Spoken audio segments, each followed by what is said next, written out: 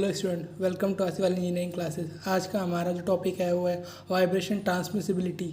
तो vibration transmissibility क्या होता है, इससे समझने के लिए हम पहले एक सिस्टम कंसिडर करते हैं। ये सिस्टम है, माना कि ये मशीन है, उसका मास एम है। यहाँ पर आप देख सकते हैं कि ये जो है वो दैट इज़ ए फाउंडेशन। तो अब मशीन और फाउंडेशन दोनों के बीच में यहाँ पर एक आइसोलेटर लगा हुआ है। आइसोलेटर का फंक्शन क्या होता है कि ये जो मशीन है, तो मशीन के जो वाइब्रेशन होते हैं उससे रिड्यूस कर देता है या उसके ट्रांसमिशन को कम कर देता है। तो मशीन से लेकर फाउंडेशन तक वाइब्रेशन बहुत ही कम हो जाते हैं या ना के बराबर ट्रांसमिट होते हैं। तो उसके लिए हम आइसोलेटर लगाते हैं। तो अब वाइब्रेशन ट्रांसमिसिबिलिटी क्या है, तो मशीन के वाइब्रेशन की वजह से फाउंडेशन तक जो वाइब्रेशन ट्रांसमिट होता है उसे हम वाइब्रेशन ट्रांसमिसिबिलिटी कहते हैं। सिंपल लैंग्वेज में समझे तो वाइब्रेशन का ट्रांसमिट होना ही वाइब्रेशन ट्रांसमिसिबिलिटी कहलाता है। वाइब्रेशन ट्रांसमिसिबिलिटी क्या होता है, यानी कि वाइब्रेशन के ट्रांसमिट होने से क्या क्या ट्रांसमिट होता है। तो पहले माना कि सपोज़ यहाँ पर जो फोर्स है वो है F0 sin ओमेगा टी। ये जो फोर्स है वो हार्मोनिक फोर्स है। तो ये फोर्स किसकी वजह से सिस्टम में आता है, तो ये फोर्स मशीन का खुद का ही फोर्स होता है। खुद मशीन के अंदर जो अनबैलेंसिंग पार्ट होते हैं, रेसिप्रोकेटिंग या रोटेटिंग पार्ट होते हैं, उसकी वजह से माना कि यहाँ पर जो फोर्स आ रहा है वो है F0 sin ओमेगा टी। तो अब इस फोर्स की वजह से कुछ फोर्स फाउंडेशन तक ट्रांसमिट होता है, तो उसे हम कहेंगे फोर्स ट्रांसमिटिबिलिटी। मतलब ये फोर्स आ रहा है F0 sin ओमेगा टी, इसकी वजह से कुछ फोर्स है वो फाउंडेशन तक ट्रांसमिट हो रहा है, इसीलिए हम इसे कहते हैं फोर्स ट्रांसमिटिबिलिटी। और इसी force F0 sin omega T की वजह से मोशन भी ट्रांसमिट हो सकता है। तो माना कि इसका जो मोशन है वो x है, x जितना है, अब ये डिस्प्लेस होगा। इसकी वजह से क्या हो सकता है कि ये जो फाउंडेशन है वो हिल सकता है। तो यहाँ पर मोशन भी ट्रांसमिट हो सकता है। तो वाइब्रेशन ट्रांसमिसिबिलिटी में दो तरीके से ट्रांसमिशन होता है। एक होता है हमारा फोर्स ट्रांसमिसिबिलिटी, एक होता है हमारा मोशन ट्रांसमिसिबिलिटी। ये जो फोर्स ट्रांसमिसिबिलिटी है वो इम्पोर्टेंट है, एग्जाम में ये हर बार पूछा जाता है कि इसका TR की वैल्यू फाइंड आउट करो। तो हम देखते हैं कि फोर्स ट्रांसमिसिबिलिटी क्या होता है। इसे डिफाइन करने के लिए फोर्स ट्रांसमिटिविटी मतलब फोर्स का ट्रांसमिट होना। तो कितना फोर्स ट्रांसमिट हुआ अपॉन कितना फोर्स उस पर लग रहा है, उसे हम फोर्स ट्रांसमिटिविटी कहते हैं। माना कि जो फाउंडेशन फोर्स ट्रांसमिट हो रहा है वो है FT। यहाँ पे जो फाउंडेशन पे जो फोर्स ट्रांसमिट हो रहा है इस मशीन का वो है FT अपॉन फोर्स जो सिस्टम पर लग रहा है। मतलब यहाँ पर जो सिस्टम पर फोर्स लग रहा है वो F0 sin ओमेगा टी है, पर यहाँ पर हम F0 लेते हैं क्योंकि हम मैक्सिमम वैल्यू कंसिडर करके चलते हैं। तो फोर्स ट्रांसमिटिविटी क्या हो जाएगा, force transmitted to the foundation upon force impressed on the system. मतलब फाउंडेशन पर जो फोर्स ट्रांसमिट हो रहा है और जो सिस्टम पर फोर्स लग रहा है वही हमारा फोर्स ट्रांसमिटिबिलिटी होता है। तो हम इसे वर्ड्स में लिखेंगे, it is defined as a ratio of force transmitted to the foundation to the force impressed upon the system. मतलब कि जो हमारा फोर्स ट्रांसमिट हो रहा है फाउंडेशन को और जो फोर्स लग रहा है सिस्टम पर वही हमारा ट्रांसमिसिबिलिटी रेशियो कहलाता है। तो फोर्स ट्रांसमिटिविटी रेशियो को हम TR से डिनोट करते हैं। तो TR इक्वल्स टू हो जाएगा FT अपॉन F0। अब जो ये सिस्टम है उसका हम इक्विवेलेंट डायग्राम बनाएंगे। तो यहाँ पर जो फोर्स लग रहा है वो है, यहाँ पर भी लिख लेंगे F0 sin ओमेगा टी। इस फोर्स की वजह से डिस्प्लेसमेंट हो रहा है वो x हो रहा है। तो यहाँ पर क्या लगा हुआ है, आइसोलेटर लगा हुआ है। तो आइसोलेटर की दो प्रॉपर्टी होती है, एक तो होता है it's behave like a spring and it's behave like a damper. तो यहाँ पर हम आइसोलेटर की जगह स्प्रिंग और डैम्पर लगा देंगे। जो स्प्रिंग का कांस्टेंट होगा वो K होगा और जो डैम्पर का कांस्टेंट होगा वो C होगा, और यहाँ पे नीचे फाउंडेशन लगा हुआ है। तो ये हमारा इक्विवेलेंट डायग्राम बन गया इस सिस्टम का। ये जो सिस्टम है हमारा इक्विवेलेंट सिस्टम, उसका हम फ्री बॉडी डायग्राम बनाएंगे। तो यहाँ पर जो फोर्स लग रहा है वो हम मान के चलते हैं कि नीचे की तरफ लग रहा है। तो ये जो फोर्स है F0 sin ओमेगा टी वो नीचे की तरफ लग रहा है, और ये जो मोशन हो रहा है वो भी नीचे की तरफ हो रहा है। तो हम जानते हैं कि जो हमारा इनर्शिया फोर्स होता है वो मोशन के अपोजिट डायरेक्शन में लगता है। तो जो हमारा मोशन हो रहा है वो डाउनवर्ड डायरेक्शन में हो रहा है, तो जो हमारा इनर्शिया फोर्स होगा वो अपवर्ड डायरेक्शन में होगा, वो होगा mx डबल डॉट। और यहाँ पर जो ये फोर्स है F0 sin ओमेगा टी, उसको बैलेंस करने के लिए एक स्प्रिंग फोर्स लगेगा। तो स्प्रिंग फोर्स ऊपर की तरफ लगेगा, स्प्रिंग फोर्स होगा हमारा KX, क्योंकि ये जो है F0 sin ओमेगा टी वो नीचे की तरफ लग रहा है। तो इसको बैलेंस करने के लिए स्प्रिंग फोर्स हमारा ऊपर की तरफ लगेगा, वो होगा KX।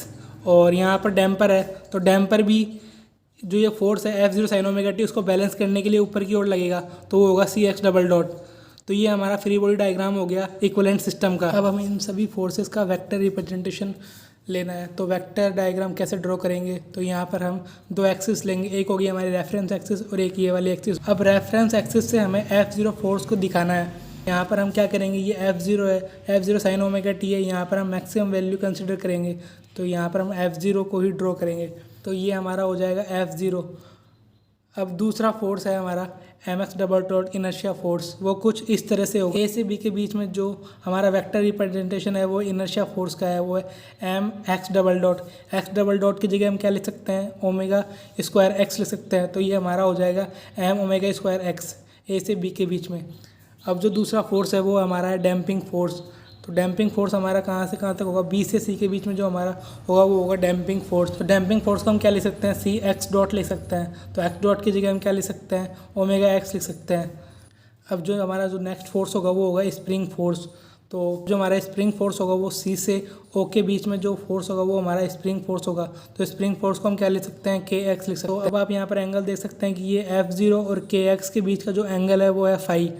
तो F0 है वो रेफरेंस एक्सिस से कुछ एंगल बनाता है, वो एंगल है हमारा ओमेगा टी। यहाँ पे भी देख सकते हैं कि जो हमारा F0 जो रेफरेंस एक्सिस से जो एंगल बना रहा है वो ओमेगा टी है। तो अब ये जो एंगल बचेगा ये वाला, वो हो जाएगा ओमेगा टी माइनस फाई। तो ये हमारा वेक्टर रिप्रेजेंटेशन है इन सभी फोर्सेस का।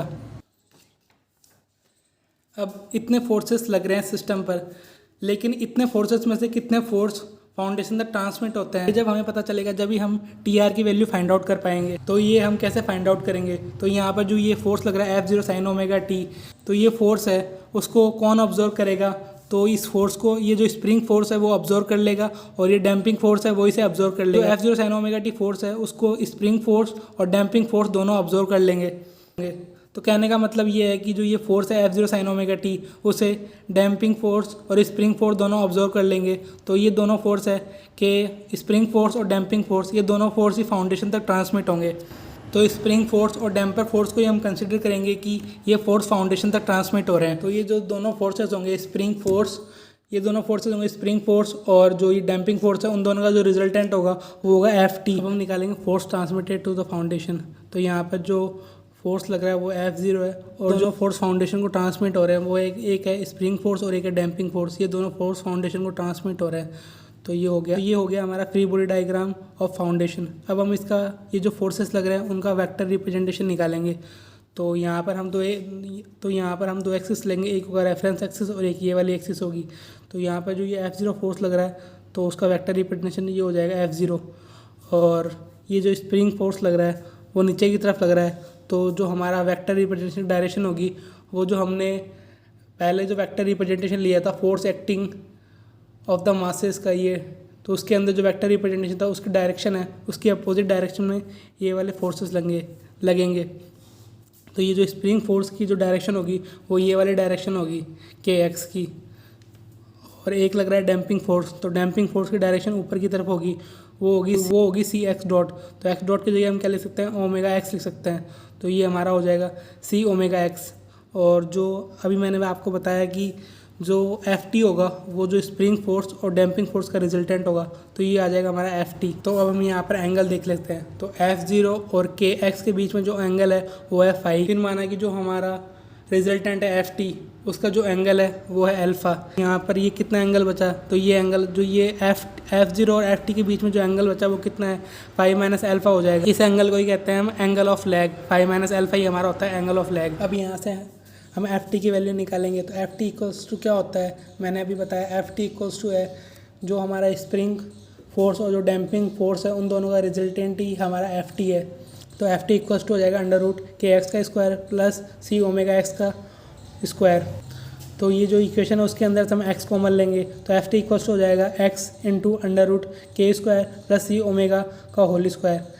तो अब हम जानते हैं कि जो हमारा x क्या है, तो हमारा x है एम्पलीट्यूड। तो एम्पलीट्यूड की इक्वेशन क्या होती है, F0 upon K upon under root 1 minus omega upon omega N का होल स्क्वायर ब्रैकेट का whole square plus 2 zeta omega upon omega N का होल स्क्वायर इंटू जो ये हमारा टर्म्स बचा वो लिख देंगे into under root K square plus C omega का होल स्क्वायर। ये जो के है उसको हम अंडर रूट से बाहर लेके आएंगे, तो अब हमारी जो इक्वेशन हो जाएगी वो होगी F0 into under root 1 plus C omega upon के का whole square upon under root 1 minus omega upon omega N का स्क्वायर इंटू ब्रैकेट का whole square plus 2 zeta omega upon omega N का होल स्क्वायर। तो यहाँ पर जो ये सी ओमेगा अपॉन के है उसको हम क्या लिख सकते हैं, 2 zeta omega upon omega N लिख सकते हैं। ये हमने लास्ट वीडियो में देखा था। तो सी ओमेगा अपॉन के की जगह हम 2 zeta omega upon omega an equation में पुट करेंगे। तो अब हमारी जो इक्वेशन हो जाएगी एफ टी की वो होगी F0 into under root 1 plus 2 zeta omega upon omega N का whole square upon under root 1 minus omega upon omega N का होल स्क्वायर ब्रैकेट का whole square plus 2 zeta omega upon omega N का whole square. ये हमारी equation है F T की। उसके अंदर ये जो F0 है उसको अपन एफ टी के नीचे ले आएंगे तो ये क्या हो जाएगा, तो ये हमारा हो जाएगा फोर्स ट्रांसमिटेड टी आर। तो एफ टी अपॉन F0 क्या होता है, हमारा टी आर होता है फोर्स ट्रांसमिटेड।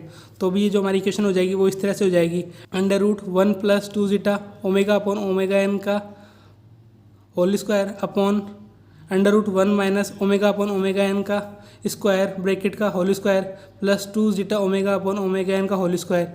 ये हमारी टी आर की इक्वेशन हो गई, फोर्स ट्रांसमिटेड की इक्वेशन। अब हमें एंगल ऑफ लैग निकालना है। तो एंगल ऑफ लैग क्या होता है, एंगल ऑफ लैग होता है वो जो F0 और FT के बीच में जो एंगल होता है उसे हम एंगल ऑफ लैग कहते हैं। वो होता है फाई माइनस अल्फ़ा। तो फाई हमारा क्या होता है, फेस एंगल होता है, उसका फॉर्मूला हमें पता है। तो यहाँ पर हमें अल्फ़ा की वैल्यू निकालनी है। तो tan अल्फ़ा इक्वल्स टू क्या होता है, tan अल्फ़ा इक्वल्स टू होता है लंब बटा आधार। तो ये जो हमारा ट्राइंगल है उसके अंदर लंब तो ये हो जाएगा और आधार ये हो जाएगा। तो tan अल्फ़ा इक्वल्स टू हो जाएगा सी ओमेगा एक्स अपॉन के एक्स।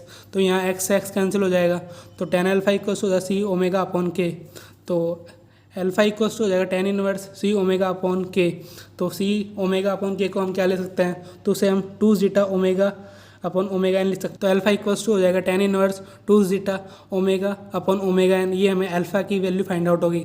तो अब हम एंगल ऑफ लैग निकालेंगे। एंगल ऑफ लैग क्या है, फाई माइनस अल्फ़ा। तो फाई की वैल्यू क्या है, tan inverse 2 zeta omega upon omega N upon 1 minus omega upon omega N minus tan inverse 2 zeta omega upon omega N. ये हमारी alpha की वैल्यू आ गई। तो ये हमारा हो गया एंगल ऑफ लैग। तो यहाँ पर हमारी फोर्स ट्रांसमिटिबिलिटी की जो डेरिवेशन है वो कंप्लीट होती है। अब हम देखेंगे next motion transmissibility. Motion transmissibility मतलब क्या होता है, मोशन का ट्रांसमिट होना ही मोशन ट्रांसमिसिबिलिटी कहलाता है। इसके लिए हम एक सिस्टम कंसिडर करेंगे। ये हमारा एक सिस्टम है मास, यहाँ पर स्प्रिंग लगी है, यहाँ पर डैम्पर लगा हुआ है, ये नीचे फाउंडेशन लगा हुआ है। अब मोशन ट्रांसमिसिबिलिटी में क्या क्या हो सकता है, यहाँ पर आप ये मास देख रहे हैं, उसके वाइब्रेशन की वजह से ये फाउंडेशन तक मोशन ट्रांसमिट हो सकता है, या फिर उसके बेस के एक्साइटेशन की वजह से मशीन में भी मोशन ट्रांसमिट हो सकता है। तो यहाँ पर 2 केस हो गया, एक तो मोशन ऊपर से नीचे ट्रांसमिट हुआ मतलब मशीन से फाउंडेशन में ट्रांसमिट हुआ, और एक मोशन फाउंडेशन से मशीन में ट्रांसमिट हुआ। तो यहाँ पर 2 केस हो गए। यहाँ पर हम नीचे से ऊपर ट्रांसमिट होने वाला केस लेंगे, that is a case of base excitation. यहाँ पर बेस एक्साइटेशन कितना है, वाई। तो वाई इक्वल्स टू कितना हो जाएगा, वाई साइन ओमेगा टी। अब एक्साइटेशन की वजह से ऊपर मोशन ट्रांसमिट हो रहा है, वो कितना होगा, तो वो एक्स होगा। अपवर्ड डायरेक्शन के अंदर ये मोशन ट्रांसमिट हुआ, वो एक्स है ऊपर की तरफ। तो अब हम मोशन ट्रांसमिसिबिलिटी कैसे डिफाइन करेंगे, तो हम इसे भी उसी तरह से डिफाइन करेंगे जैसे हमने फोर्स ट्रांसमिसिबिलिटी में डिफाइन किया था, that is a output upon input. तो आउटपुट का मतलब क्या है, एक्स, और इनपुट का मतलब क्या है, वाई। एक्स यानी कि कितना एम्पलीट्यूड मिला अपॉन इनपुट यानी कितना एम्पलीट्यूड मिला बेस एक्साइटेशन की वजह से। तो टी आर इक्वल्स टू क्या हो जाएगा, वाई अपॉन एक्स, मतलब amplitude of body upon amplitude of base excitation. ये हमारा रेशियो हो गया ट्रांसमिसिबिलिटी का, मोशन ट्रांसमिसिबिलिटी। तो ये हमारी मोशन ट्रांसमिसिबिलिटी आ गई। तो अब हम इसको डिफाइन कर सकते हैं, it is a ratio of amplitude of body to the amplitude of base excitation. मतलब ये एक रेशियो है एम्पलीट्यूड ऑफ बॉडी का upon amplitude of base excitation का। तो टी आर इक्वल्स टू हो जाएगा एक्स अपॉन वाई। अब हमें मोशन ट्रांसमिसिबिलिटी की इक्वेशन ड्राइव करनी है, तो इसके लिए हमें एक्स अपॉन वाई की वैल्यू चाहिए। तो ये ऑलरेडी हमने प्रीवियस थ्योरी में ड्राइव किया था, वो था force vibration due to base excitation. इसकी थ्योरी में हमने एक्स अपॉन वाई की वैल्यू ड्राइव की थी। तो यहाँ पर हम डायरेक्टली लिख देंगे T R equals to X upon Y equals to under root 1 plus 2 zeta omega upon omega N का whole square upon 1 minus omega upon omega N का स्क्वायर ब्रैकेट का whole square plus 2 zeta omega upon omega N का whole square. ये हमारी motion transmissibility की equation आ गई T R की। अब हमें एंगल ऑफ लैग की इक्वेशन ड्राइव करनी है। तो एंगल ऑफ लैग वही होगा जो हमारा फोर्स ट्रांसमिसिबिलिटी में था। तो वो था phi minus alpha equals to tan inverse into bracket 2 zeta omega upon omega N upon 1 minus omega upon omega N का whole square bracket 1 minus tan inverse 2 zeta omega upon omega N. ये हमारी angle of lag की equation आ गई। तो इस video में हमने देखा वाइब्रेशन ट्रांसमिसिबिलिटी। इसके अंदर हमने दो टॉपिक देखे, एक तो था फोर्स ट्रांसमिसिबिलिटी और एक था हमारा मोशन ट्रांसमिसिबिलिटी। तो ये यहाँ पर हमारी ये थ्योरी कंप्लीट होती है वाइब्रेशन ट्रांसमिसिबिलिटी की। अगर वीडियो अच्छा लगा हो तो लाइक शेयर सब्सक्राइब करें। Thank you.